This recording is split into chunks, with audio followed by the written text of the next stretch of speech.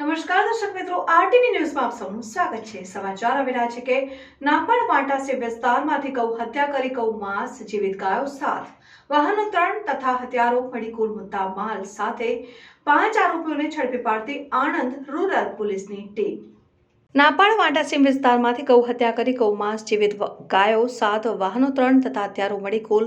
₹10,89,650ના મુદ્દામાલ સાથે 5 આરોપીઓને ઝડપી પાડતી Anand rural police station PI Shri A J. Ansari સાહેબે પોલીસ સ્ટાફના માણસોને આ વાયસમ ઉપર વોચ રાખી કાયદેસરની કાર્યવાહી કરવા સૂચના આપી। જે સૂચના અન્વયે આણંદ રૂરલ પોલીસ સ્ટેશનના એએસઆઈ ભરતભાઈ તથા પોલીસ કોન્સ્ટેબલ સિદ્ધરાજસિંહને ખાનગી બાતમીદારથી બાતમી મળેલ કે નાપાડ વાટા મુળાસીમ કાના કુવા ખાતે રહેતો અબ્દુલ ખાન ગગુભા રાઠોડ નાઓ વહેલી સવારના પોતાના ઘરે માણસો બોલાવી ગૌ હત્યા કરી તેનું ગૌ માંસ બહાર મોકલવામાં આવતું હોવાથી જે બાતમીના આધારે આણંદ રૂરલ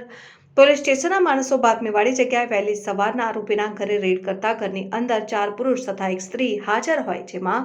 4 પુરુષો એક ગોળાકાર બેસી હેમરી ઉપર